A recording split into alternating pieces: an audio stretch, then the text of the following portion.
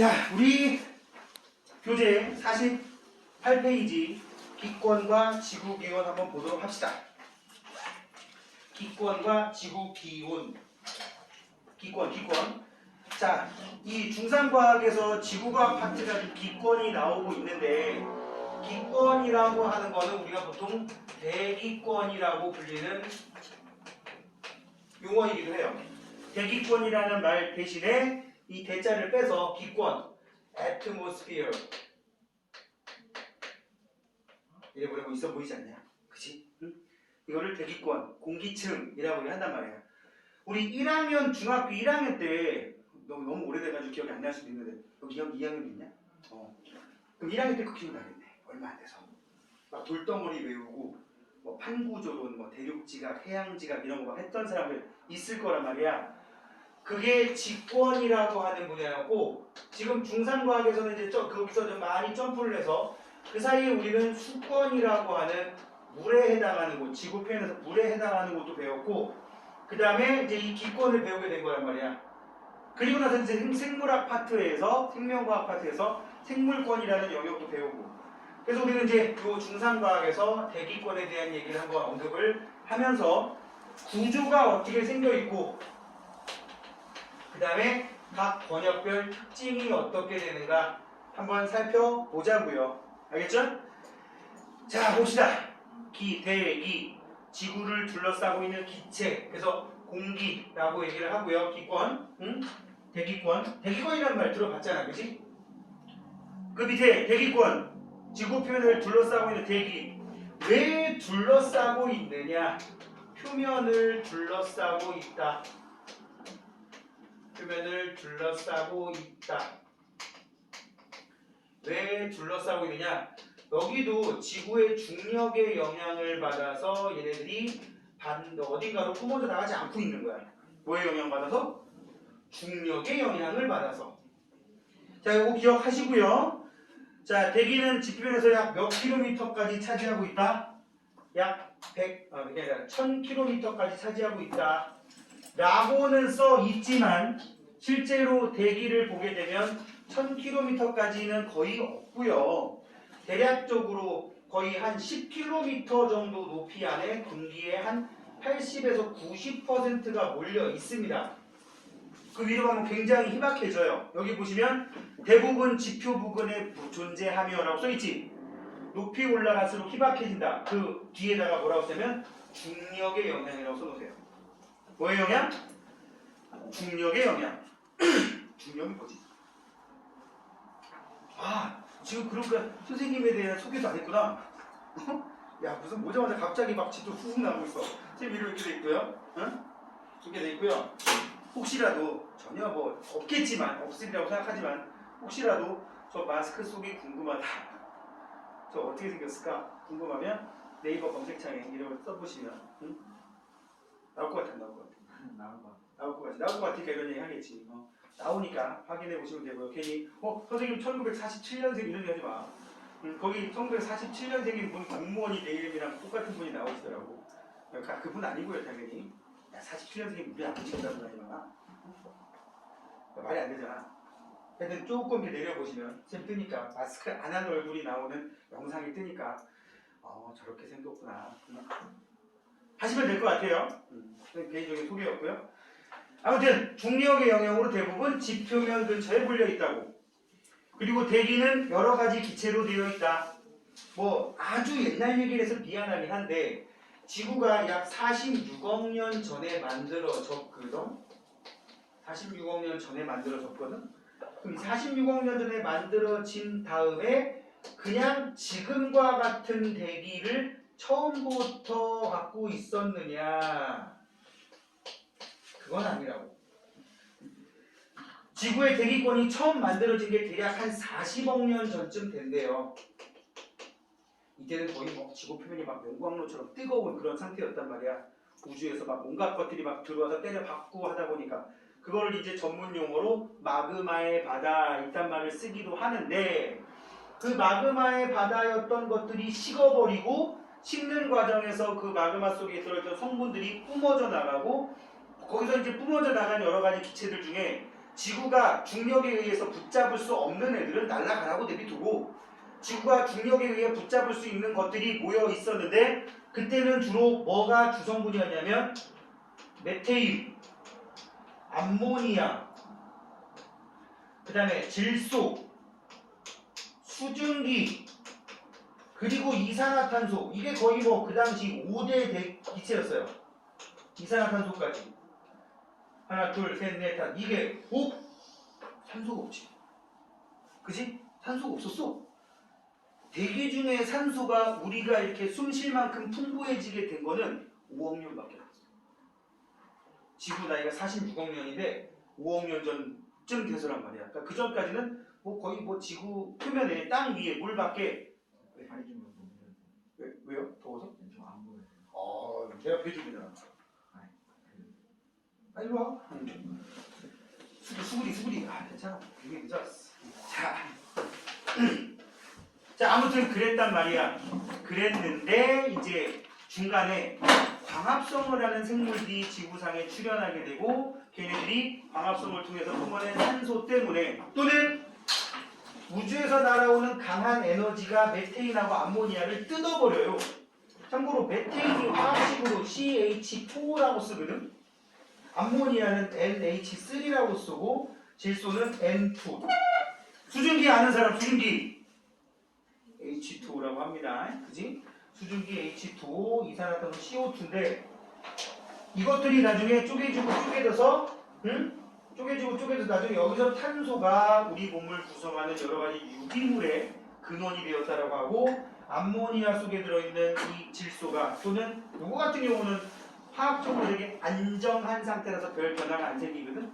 암모니아가 뜯어져서 지구상에 존재하는 유기물, 탄수화물, 단백질, 지방의 구성 원소가 되었다고 얘기를 하는데 이렇게 우주에서 오는 강한 에너지로 인해서 이런 것들이 분해돼서 세월이 거치면서 대기 조성이 바뀌었다고. 그 과정이 아까도 말했듯이 지구상에 38억 년 전쯤에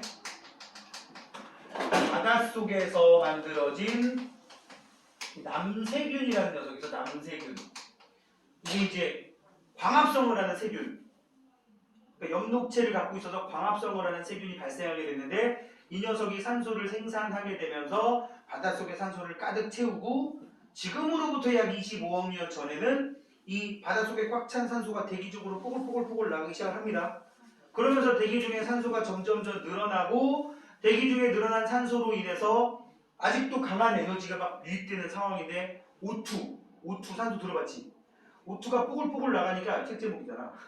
이게 강한 자외선에 의해서 강한 에너지에 의해서 또 쪼개져서 O하고 O로 쪼개졌단 말이야. 근데 그 O 하나가 근처에 있던 또 O2랑 결합해서 뭐가 돼? O3가 되는 거야. 이걸 오존이라고 해. O2는 산소지만 O3는 오존이라고 불러.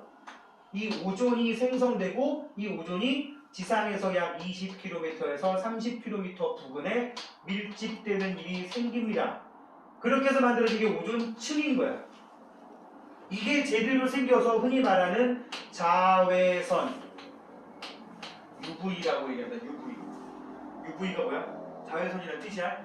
울트라 바이올렛 정도는 알잖아. 응? 유세윤 나오는 거 아니야? 응? 모르는구나. 모르는 게 차이다.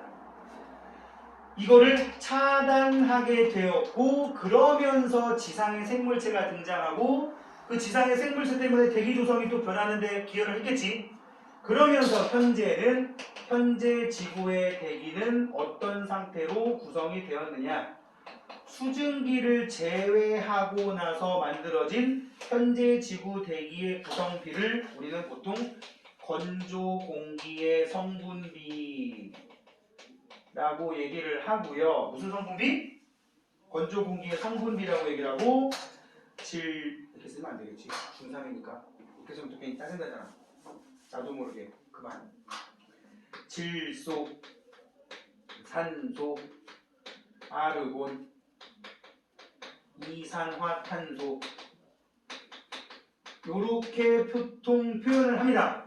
건조 공기라고 하는 이유는 공기 중에 있는 수증기는 계절과 장소에 따라 비율이 달라질 수가 있어. 많게는 1% 넘어가는 경우도 있어요. 니네 생각해봐. 요즘 우리나라 되게 건조하지? 이럴 경우에는 대기 중에 수증기의 비율이 거의 존재를 상실할 만큼밖에 없어. 이산화탄소랑 거의 비슷한? 근데 만약에 장마철 돼버리면 이게 1% 넘는 데까지 가버린단 말이야. 1%면 얘 다음이야. 참고로 질소가 대략 78점 몇 % 정도 되고요. 얘가 한 21% 되고요. 아르곤이 약 0.9% 정도 되고 이산화탄소가 약 0.035% 정도 된단 말이야. 다 합쳐도 100이 안 되지. 두 개 합치면 99, 이거 0.9, 0.035, 나머지 기타 등등인 거지 뭐. 그치? 그래서 우리는 질소가 제일 많고 산소가 대략 이 정도 되는구나. 이런 것들을 좀 암기를 합시다. 그래서 한국인의 영원한 암기법 뭐야? 앞자 따서 외우기. 응? 그걸 언제부터 니네들은 공부를 했니? 태정, 태세, 분단세부터 했잖아. 앞자 따서 외우기. 그래가지고 애들이 선생님 태정, 태세, 분단세 세가 2번 나와요. 이거 어떡하죠? 그건 상식이지. 앞에가 세종대왕인데, 그지? 응? 여기는 앞자 따서 외우면 조금 어감이 안 좋긴 합니다만, 그지? 따라해봐. 질산아이. 왜 이렇게 좋아해? 뭐 알고 있는 거야? 근데 이제부터 할 짓이 있어서 그래. 질소가 많으니까 우리 2번 합시다. 그럼 어떻게 됩니까? 질산아이 이렇게 바뀌지? 이렇게 외우시면은 금방 외워진다고. 여기서 알 수 있는 게 질소가 예나 지금이나 많구나. 응? 왜냐면 질소는 화학적으로 되게 잘 안 변하는 성질을 갖고 있어. 이거는 이제 고등학교 과정을 선행을 해야 배우는 내용이니까 그 정도 하고 넘어갈게요. 그래서 여기 보면 대기는 여러 가지 기체로 되어 있다. 여기는 0.93이라고 되는데 대략 이 정도라고 아시면 되겠고 이산화탄소도 0.03 어떤 책에 0.04라고 나온 게 있어가지고 쌤이 그냥 중간값을 쓴 거야. 사실은 선생님 학교 다닐 때 0.03이라고 그랬고 지금 좀 늘었어요. 내가 니네 나이 때가 언제겠어. 되게 오래전이란 말이야. 그냥 30년 전이란 말이야. 그때랑 지금이랑 분명히 이산화탄소가 좀 더 늘어있거든요. 자, 그리고 질소와 산소가 대부분 차지한다. 알고 계시고요. 이게 대기를 이루는 성분이에요. 이제 우리 성분 얘기했으니까 구조를 보도록 합시다. 구조. 응? 대기의 구조. 자, 혹시 우리 비행기 타고 좀 멀리 가본 적 있는 사람? 옛날에 코로나 전에. 어디 가봤어? 저희 그 말레이시아. 어디? 말레이시아. 발렌시아? 말레이시아. 깜짝이야. 축구부로 만나는 말레이시아. 말레이시아도 한 4시간 거리 되잖아. 그지? 응. 3시간 반, 4시간 거리 되니까 뭐 비행기 타고 잤냐? 비행기 그거 자주 타는 것도 아닌데 한번 타면 좀 밖에도 보고 좀 그러란 말이야. 응? 이게 그 말레이시아도 약간 서남 쪽이기 때문에 그러니까 서쪽으로 가면 낮에 비행기를 타면 계속 낮입니다. 낮에 탔어? 밤에 탔어? 밤에. 밤에. 아예 재미없겠네. 선생님이 신혼여행을 프랑스 파리로 갈 때 낮 2시에 탔거든? 파리 갔더니 낮 2시야. 돌아버린 줄 알았어. 태양이랑 같이 가는 거야. 계속. 그 서울 시간으로 새벽 2시인 거야. 거의 반대쪽 아니냐. 근데 낮 2시인 거야. 하늘이 파란데 나는 이미 눈이 퀭한 거지. 왜냐면 선생님이 원래 인간이 호기심 덩어리라서 아침도 앉은 자리가 창문 자리였어요. 계속 보는 거지. 내가 언제 시베리아 상공을 지나가면서 저 밑에를 내다볼 일이 생기겠냐. 어? 이게 또 재수 좋게 창가에 앉아야 되거든. 응?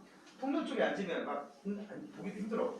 그래가지고 제 와이프는 뻗어서 자고 있는데 나 혼자 계속 창문 열었다 닫았다 12시간 비행기를 12시간 탔는데 12시간 내내 낮이야. 내렸더니 또 낮이야. 지금과 같은 그런 막 풍경이었단 말이야. 응? 자, 쌤이 그 얘기를 왜 했냐면 이 비행기가 날아가는 동안에 장거리 비행기를 타면 일반적으로 우리가 생활하는 이 공기층 위까지 올라가요. 비행기가. 제주도 갈 때 거기까지 가진 않아요. 대부분. 응? 제주도 갈 때는 툭 치고 지나오는데 멀리 가면 그 우리가 사는 공기층 그냥 흔히 말하는 날씨 변화가 생기는 요 권역보다 더 위까지 지상 보통 10km 이상까지 올라가서 간다고. 그러다 보니까 구름을 뚫고 올라갔다가 내려올 때 다시 구름을 뚫고 내려와. 실제로 선생님이 프랑스 파리의 샤를 드골 공항에 착륙할 때 비행기가 거기에도 낮에 흐렸거든. 도착할 때 떨어질 때 중간중간에 난기를 만나가지고 재밌었어. 자이로 드롭을 중간에 한 2초 3초씩 한 2번 탔어. 떨어지더라고. 왜 그러냐? 그 위는 기상현상이 안 나타나는 곳이야. 밑에는 기상현상, 날씨 변화가 나타나는 곳이야.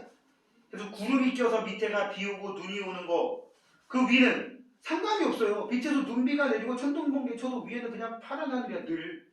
그지? 그렇게 층상 구조가 나눠져 있단 말이에요. 자, 여기 보시면요. 일단 여기다 우리가 주각토 과정에서 공부하는 건 현재 지구 대기의 구조에 대한 얘기입니다. 지구 대기의 구조를 뭐를 기준으로 따지느냐? 구분 기준, 높이에 따른 기온 변화, 무슨 변화? 를 가지고 대기권을 구분을 해요. 그래서 여기가 지표면이 이렇게 있다고 치면 아까 대략적으로 1000km까지가 대기권이라고 하잖아. 1000km까지 할 일도 없어. 보통 한 100, 200 이상 올라가면 그 위의 권역을 그냥 딱 정해놔. 10권이라고. 그래서 대부분 제일 밑에 대륙권, 그 다음에 성층권, 중간권, 10권이라고 구분하는데 10권이 대략적으로 1000km까지라고 얘기를 하고요.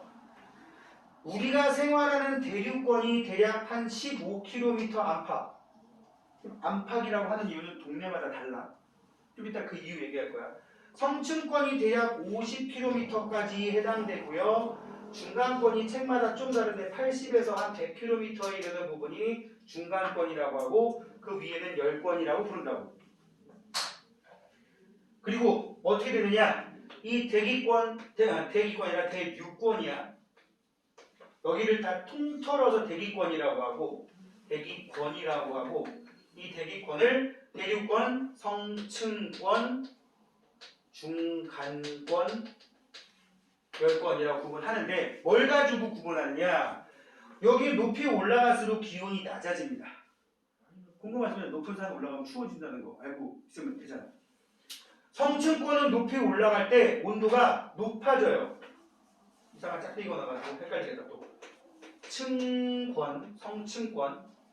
여기 높이 올라갈수록 기온 상승. 여기 또 기온 하강. 여기 기온 상승. 그래서 이걸 그래프로 그리면 어떻게 나눠지냐면 가로축을 온도, 세로축을 높이, 단위가 킬로미터였으니까 이걸 기준으로 하면 대략적으로 기온 변화 그래프가 이렇게 나타납니다. 이렇게 나타나서 여기까지 막 그려서 좀 애매해지긴 했지만 중간중간에 이렇게 애매하게 해놓기도 해요. 쓱, 일정, 쓱, 일정, 쓱, 일정, 쓱 이렇게 그리기도 하거든. 여기도 아마 비슷하게 돼 있네요. 그렇게 돼 있네. 구분 기준 줄거볼게요. 높이에 따른 기온 변화를 구분 기준으로서 대륙권 다시 한번 써볼게. 대륙권, 성층권, 중간권, 10권이라고 4개의 층으로 구분을 하게 됩니다. 뭐 오른쪽에 나와 있어서 하는 얘기인데 플러스 강의 2번에 보시면은요 뭐라고 나오냐면 원래는 지구 대기권이 이렇지가 않았다. 원래는 이거 참고만 해. 원래 지구 대기권이 이랬대요. 이렇게 대략 한 100km 이르는 데까지는 올라갈수록 기온이 떨어졌었는데 아까 설명 지운 거 오존층이 생성되면서부터 오존층이 한 여기쯤에 생겼거든. 오존층이라고 부릅니다. 오존층이 태양에서 오는 자외선을 흡수해. 자외선 자체가 대놓고 열에너지는 아니지만 그게 계속 축적이 되면 열에너지 비슷하게 바뀌어. 그렇게 바뀌어버리면 그렇게 열에너지 비슷하게 바뀐 녀석이 계속 이 안에 축적되다 보니까 위로 올라갈수록 온도가 높아지는 층이 생긴 거야.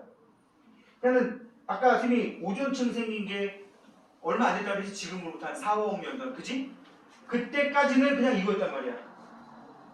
그러니까 예전에 아주 막 완전한 원시적 공룡도 나타나기 전 시절에는 대기권이 이렇게 있었다는 얘기인데 물론 공룡 생기기보다는 한참 전이긴 하지만 공룡이 대략 한 2억 년에서 2억 5천만 년이라고 하니까 한 4억 년 전쯤에 비로소 오존층이 여기를 닮아서 이렇게 지그재그로 만들어지게 됐다고. 그 얘기가 지금 오른쪽에 써 있어요. 응? 자, 그래서 밑에서부터 특징을 한 번씩 보도록 할게요. 대, 류, 권. 높이 올라갈수록 기온이 하강한대. 이거 되게 중요한 거야.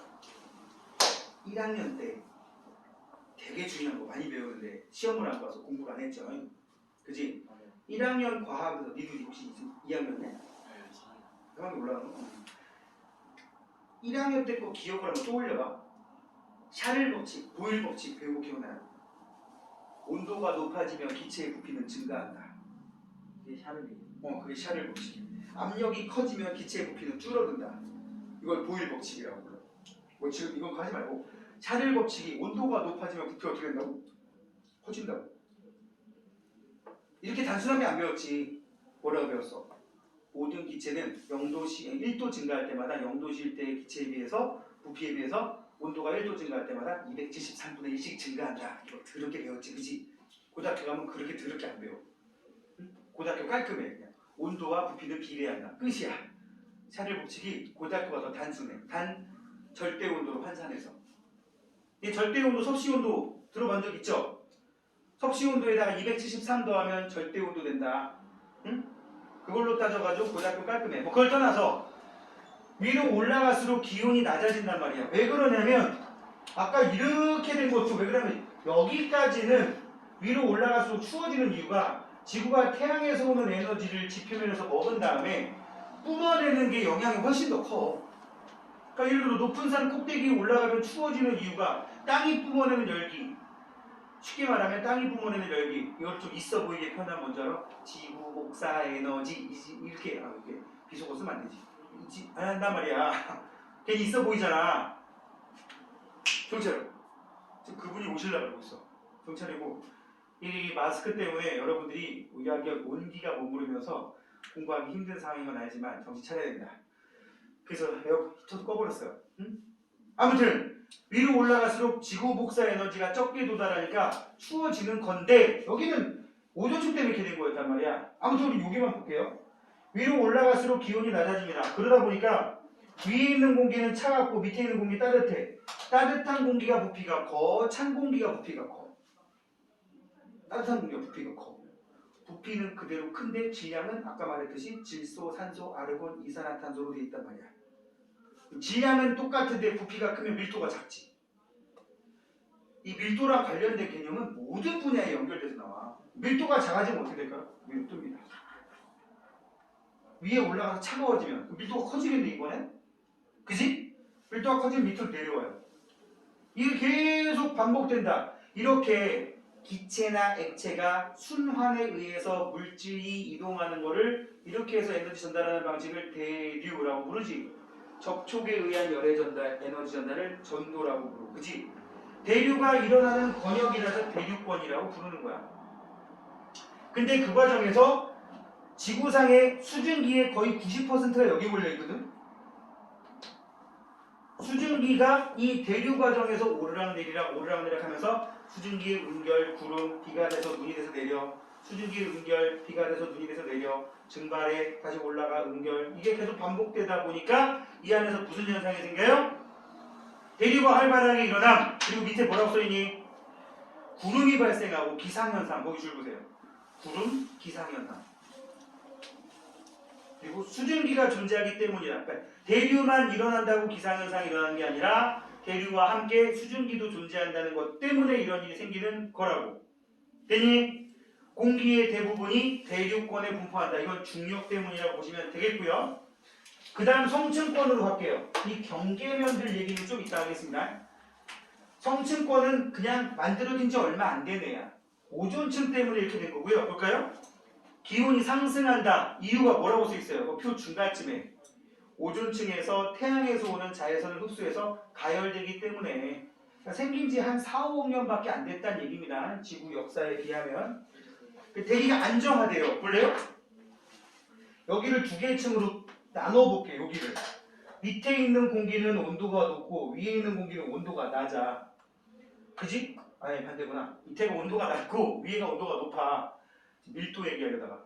밀도가 큰 애가 밑에 있고 차가운 공기. 밀도가 작은 더운 공기가 위에 있어요. 다시 밀도가 큰 차가운 공기가 밑에 있고 밀도가 작은 따뜻한 공기가 위에 있어요.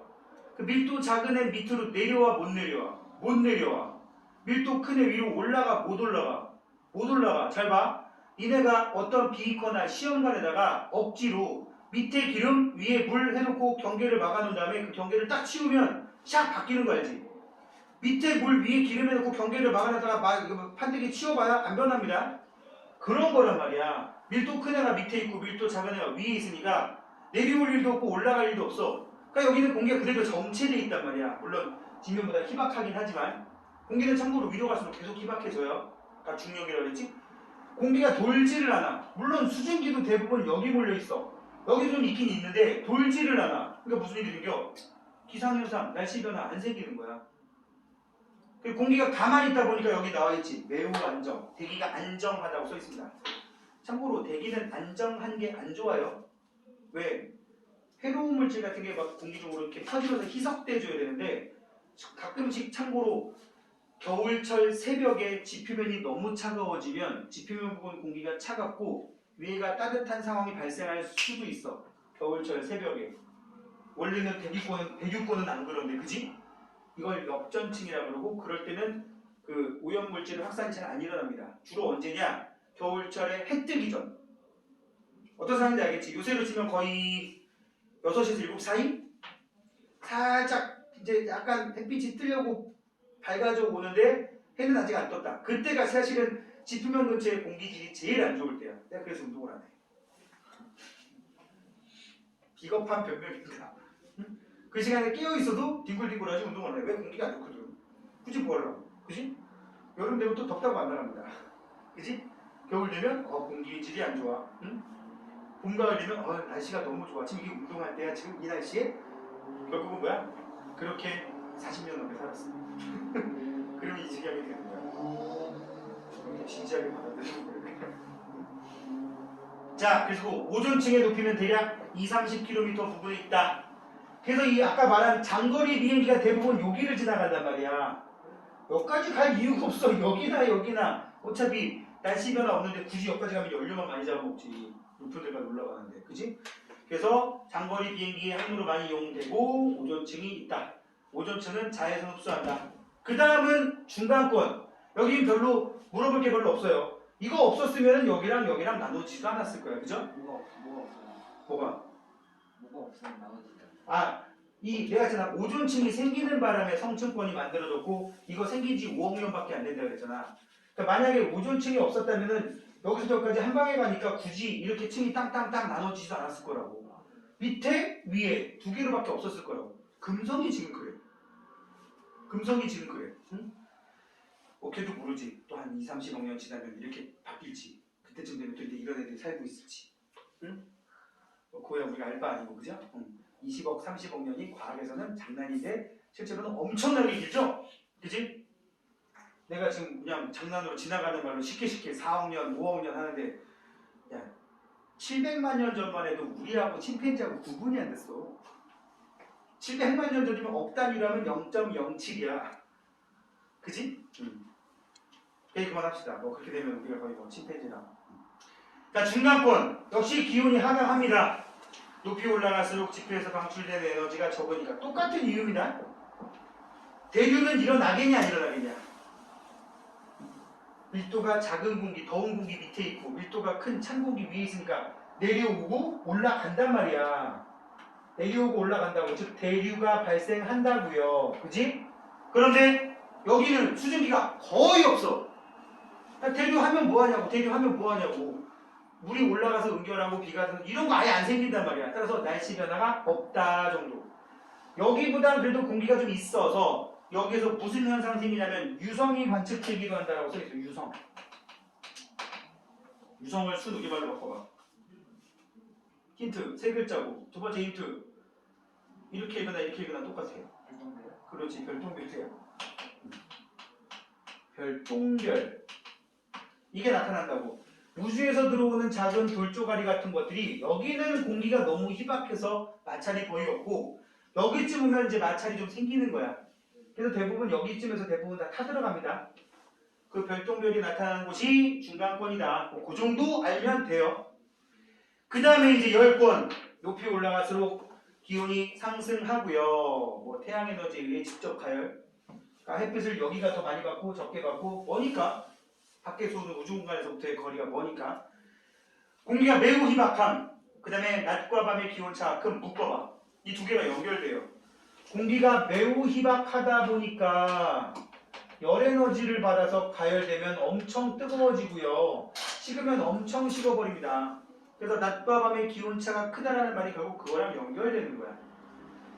괜히 오로라 줄거놓고 인공위성의 궤도까지도 줄거놓으세요. 인공위성이 보통 저궤도 위성이 한 300km, 고궤도 위성이 약 700km 정도에서 돌아다닌다고 해요.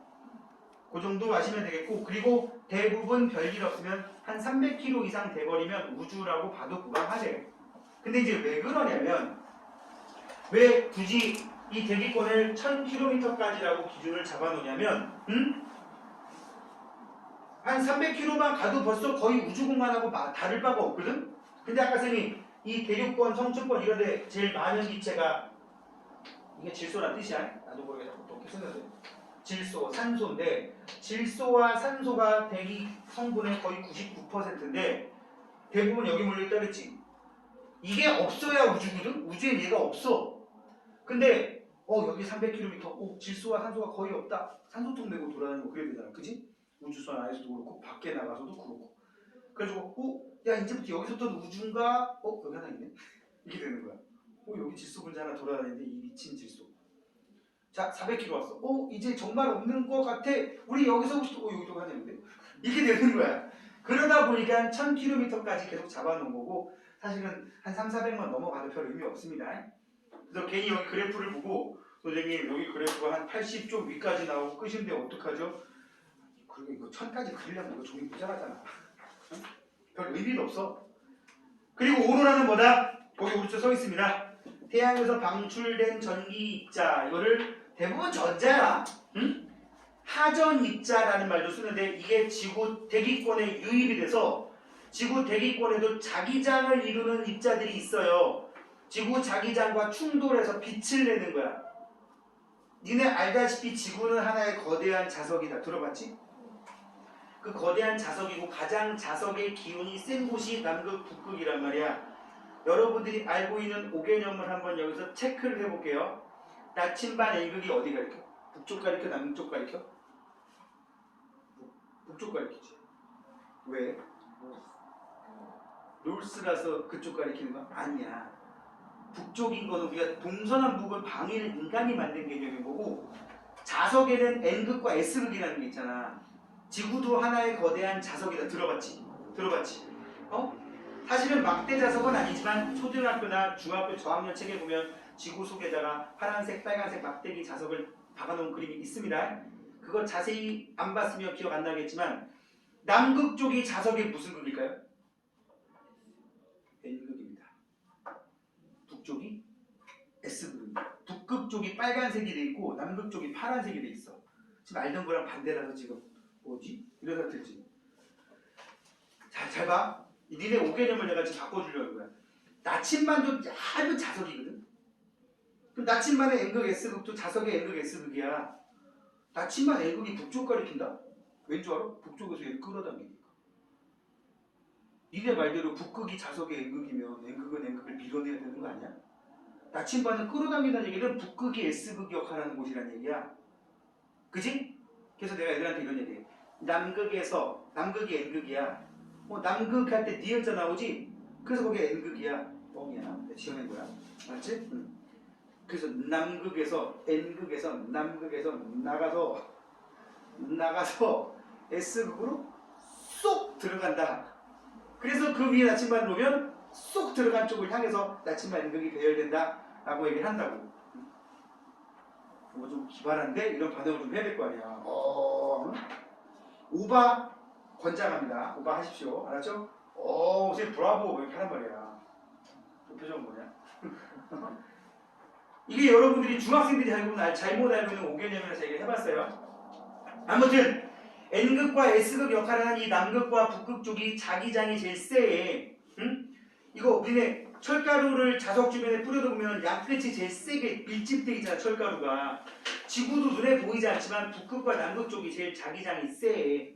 자기장이란 말 알지? 자석의 기온이 미치는 범위. 그러다 보니까 남극과 북극 쪽에서 우주 공간에서 태양에서 날아오는 전자들이 제일 충돌도 많이 하고 그 자기령의 영향을 많이 받아가지고 입자들과 대기 입자들과 충돌해서 빛이 나는 현상이 발생한다고. 그걸 뭐라 그래? 극지방에서 빛이 난다 그래서 극광현상이라고 부르고 오로라라고 한다고. 알았지? 자, 그렇게 구분이 되게 됩니다. 그리고 이제 한 개만 좀 더 얘기를 하고 여러분들 잠깐 뒤에 문제 풀 시간 잠깐만 줄게요. 이 대륙권이 적도 쪽에 가면 15에서 16km 정도 되고요. 극지방에 가면 여기다 한번 그림 그려볼게. 남극, 북극 쪽에 가게 되면 어떤 일이 생기느냐. 지구가 이렇게 있으면 지구 자전축 이렇게 있잖아. 이렇게 있으면 여기는 대륙권이라고 하는 곳이 거의 한 여기까지 나타나. 그러니까 한 15km라고 치자고. 근데 극지방에 가면 이게 점점 얇아져서 반토막밖에 안 돼. 한 8km 수준밖에 안 돼요. 왜 그럴까요? 전반적으로 다 조금씩 다 낮아졌어요. 여기가. 그러다 보니까 이게 적도 근처면 열권이 거의 100km에 이르는 곳부터 열권이거든. 북극이나 남극 쪽에 가면 한 60km만 돼도 열권에 해당된단 말이야. 이건 이제 평균인 거고. 그러다 보니까 오로라가 생기는 높이가 훨씬 얕으니까 눈에 보이는 거야. 오로라도 잘 생길 뿐더러 여기는 안 생겨. 너무 약해서. 잘 생길 뿐더러 높이가 얕으니까 눈에 잘 보이는 거고 사진에도 무지하게 찍혀내는 거지. 왜 여기가 더 거의 2배 정도의 공기층이 두껍냐? 그러니까 공기만 얘기하면 지구는 공기층이 적도 쪽이 뚱뚱해. 이유는 자전 때문에. 지구 자전에 의한 원심력. 한 개 더 있어. 원심력 때문에 여기가 공기가 많이 부풀어서 더 전체적으로 높다라는 것 한 개랑 여기가 기온이 높잖아. 샤넬 법칙 갑자기 툭 또 갑분 뭐라 해야 돼? 갑분 티? 갑분 싸 뭐라 해야 돼? 미안. 내가 자주 쓰는 말이 아니라서. 기온이 높아서 여기 공기 자체가 부피가 커. 이 두 가지 때문에 거의 더블 스코어 정도의 두께가 나온다고. 자, 한 개만 더 얘기하고 이제 여러분 문제 풀 시간 잠깐 줄게요. 대륙권, 성층권, 중간권, 열권이라고 이렇게 나누는 기준이 뭐였다고요? 높이에 따른 기온 변화. 그럼 여기 경계면들도 있을 거 아니야, 경계면. 이 경계면은 여기 봐. 권과 밑에 권과 위에 권과 권 사이에 경계면. 그래서 권계면이라는 말을 씁니다. 무슨 면? 권계면. 권계면이 여기도 있고 여기도 있고 여기도 있지. 이름은 밑에 거 붙여. 그럼 여기 뭐야? 대륙 권계면, 성층 권계면, 중간 권계면. 그런데 내가 장담하는데 학교 선생님들 대륙 권계면 이렇게 안 읽고 대륙권 계면 이렇게 읽을 거야. 띄어쓰기를 아마. 근데 단어가 만들어진 건 그런 식으로 만들어진 거라고.